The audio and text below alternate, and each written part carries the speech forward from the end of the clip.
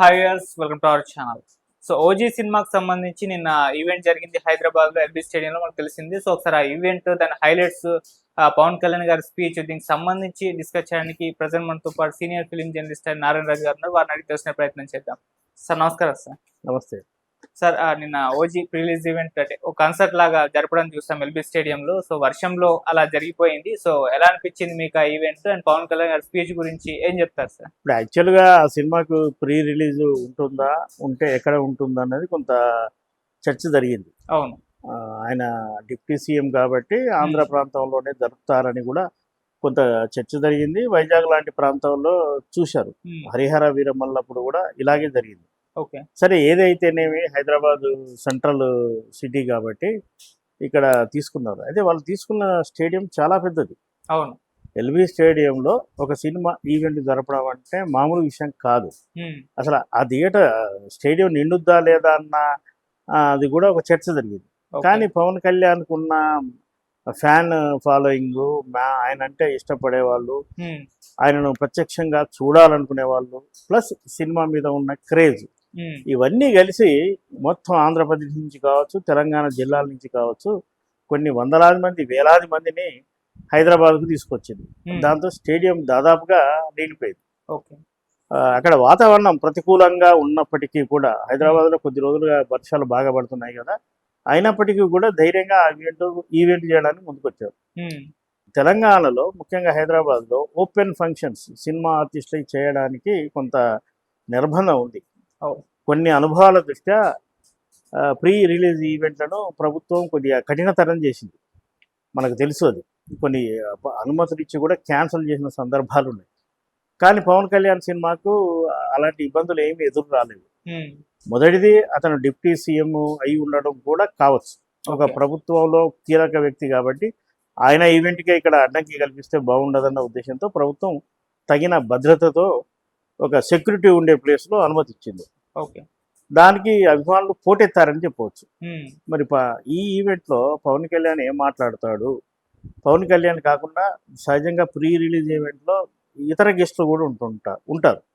మరి పవన్ కళ్యాణ్ మాట్లాడాలన్నా, ఆయన పొగడాలన్నా ఒక గెస్ట్ రావాలి. ఎవరు వస్తారన్నది వాళ్ళు ఏం రివీల్ చేయలే. కానీ చివరికి ఎవరు లేరు. వాళ్ళ యూనిట్ మధ్యనే జరిగింది.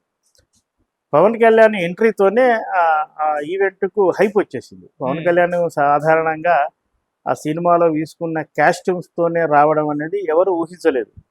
పైగా చేతిలో ఒక తల్వార్ కూడా ఉంది. ఆయన తల్వార్తో మరి డిప్యూటీ సీఎం స్థాయిలో ఉన్నోడు ఒక తల్వార్ పట్టుకొని వీధికి మీదికి రావడం కొందరు వ్యతిరేకించవచ్చు. కానీ సినిమాలో క్యాటరేషన్ అది.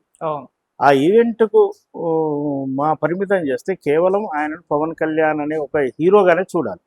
దానికి వేరే అపార్థాలు తావివ్వటానికి వీల్లేదు. Pawan Kalyan black and black costumes enter కావడంతోనే ఆల్రెడీ ఓజీ సినిమా చూస్తున్న ఫీలింగే అభిమానులకు కలిగింది. పవన్ కళ్యాణ్ నాటక తీరు, ఆయన ఆవేశం అభిమానులకు చూడగానే కొద్దిగా ఆయన ఉప్పొంగిపోతాడు. ఒకసారి కంట్రోల్ తప్పి మాట్లాడుతుంటాడు కూడా. సహజంగా పవన్ కళ్యాణ్ స్పీచ్లో ఒక్కొక్కసారి పదాలు ఎత్తుకుంటాడు. అవన్నీ ఇందులో లేవు. అనర్ఘలంగా తను చెప్పాలనుకునేది చెప్పాడు.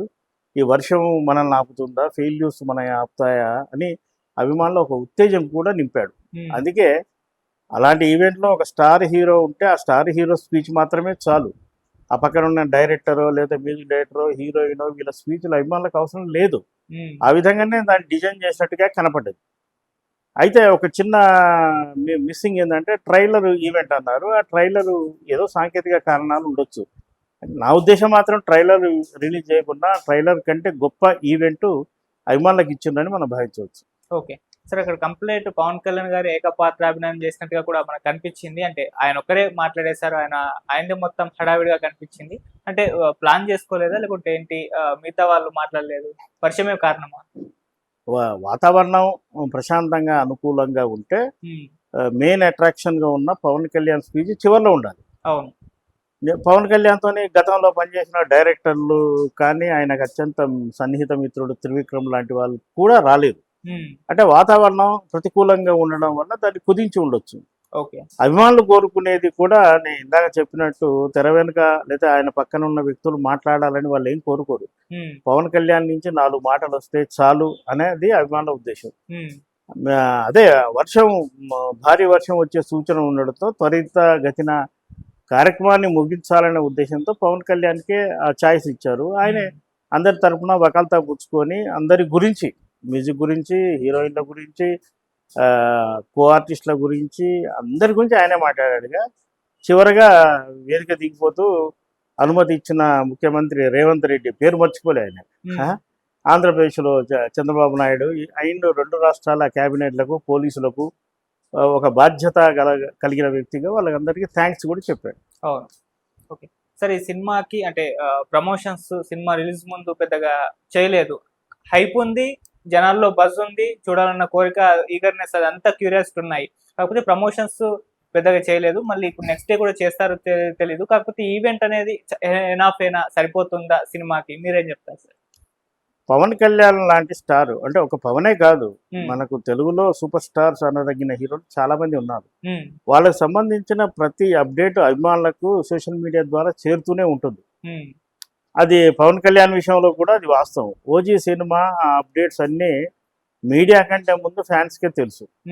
ఆ సినిమా మీద ఎప్పుడైతే టీజర్ రిలీజ్ చేశారో ఆ సినిమా గురించి అప్పటి నుంచి అభిమానులు ఆసక్తిగా ఎదురు చూస్తున్నారు. పవన్ కళ్యాణ్ ఏ విధంగా ఒక అగ్రెసివ్ క్యారెక్టర్లో చూడాలని వాళ్ళు చాలా కాలంగా ఎదురు చూస్తున్నారో, అలాంటి పాత్ర అంటే పంజా లాంటి సినిమాలో చేసిన క్యారెక్టర్ కావచ్చు, అలాంటి ఒక పవర్ఫుల్ క్యారెక్టర్ ఇందులో చేస్తున్నాడు అని వాళ్ళకి అర్థమైపోయింది.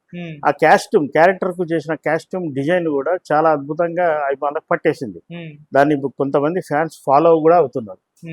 ఇక దీనికి మించి పవన్ సినిమా రిలీజ్ డేట్ వేశాక ఇక దానికి ఇంకా ప్రమోషన్స్ ఎందుకు అవసరం లేదు. జనం మాట్లాడుకుంటున్నారు కదా సినిమా, టీవీ ద్వారానో, సోషల్ మీడియా ద్వారానో, లేదా ప్రింట్ మీడియా ద్వారానో, మరో మార్గంలో ఏదైనా సరే జనం ఆ సినిమా గురించి మాట్లాడుకుంటున్నప్పుడు దాన్ని మరింత హైప్ తీసుకెళ్ళి సాధారణ ప్రేక్షకులు హై ఎక్స్పెక్టేషన్స్ పెట్టడం అనవసరం. ఇప్పటి వరకు ఈవెంట్ కూడా నా అభిప్రాయం ఏంటంటే ఇలాంటి ఈవెంట్లు కూడా అనవసరం పెద్ద హీరోలకు. ఎందుకంటే ఆటోమేటిక్గా పోస్టరు డేట్ వేసినప్పుడు అది వెళ్ళిపోతూనే ఉంటుంది. ప్రత్యేకించి మళ్ళీ వేలాది మంది, లక్షలాది మంది అభిమానులను చోటు పిలిచి మళ్ళీ ఈవెంట్ చేసి ఆ సినిమాను మళ్ళీ ప్రమోట్ చేసుకోవాల్సిన అవసరం ఈ ఓజీ లాంటి సినిమాకు ఉందనేది నేను అనుకుంటున్నాను. ఓకే సార్, చివరిగా పవన్ కళ్యాణ్ గారికి ఒక స్ట్రాంగ్ కంబ్యాక్, అంటే ఒక సినిమా పెద్ద హిట్ అయితే అది కావాలి. అది ప్రీవియస్ ఫిలిం అయితే వర్కౌట్ అవ్వలేదు. ఈ సినిమా మీద అంటే పాజిటివ్ వైబ్స్ ఉన్నాయి, ఎక్స్పెక్టేషన్స్ ఉన్నాయి జనాల్లో. సో బుకింగ్స్ కూడా ఆ రేంజ్ లో జరుగుతున్నాయి. మరి సినిమాతో కంప్లీట్ గా పవన్ కళ్యాణ్ గారు తన స్టామినా మరోసారి ఏంటో చూపించగలుగుతారు సార్? మీరేం చెప్తారు? ఇప్పుడు పవన్ కళ్యాణ్ కెపాసిటీ, క్యాపబిలిటీ ఏమిటి అనేది ఈ ఒక్క సినిమా కాదు, ఆయన గతంలో చేసిన సినిమాలు అనేకం ఉన్నాయి. అవును. ఆ సినిమాల్లో కొన్ని సక్సెస్ అయ్యాయి, కొన్ని బాగున్నా కూడా మనకు డిసప్పాయింట్ చేసిన సందర్భాలు ఉన్నాయి. అది ఆయన కెరీర్ మీద కానీ, ఆయన స్టార్డమ్ మీద కానీ ఎలాంటి ముద్ర పడలేదు. ఫెయిల్యూర్స్ వచ్చాయి కాబట్టి ఆయన రీచ్ ఏమి తగ్గలేదు. సహజంగా స్టార్గా ఎస్టాబ్లిష్ అయిన ఏ హీరో అయినా సరే, మీరు ఒకసారి ఇండియన్ సినిమా మొత్తం హిస్టరీ తీసుకుంటే అనేక మంది స్టార్స్ కూడా ఫెయిల్యూర్స్ ఉన్నాయి, మంచి సక్సెస్ కూడా ఉన్నాయి. కాబట్టి పవన్ కళ్యాణ్కు సక్సెస్ లేదా ఫెయిల్యూర్ ఈ రెండేవి కొత్త కాదు.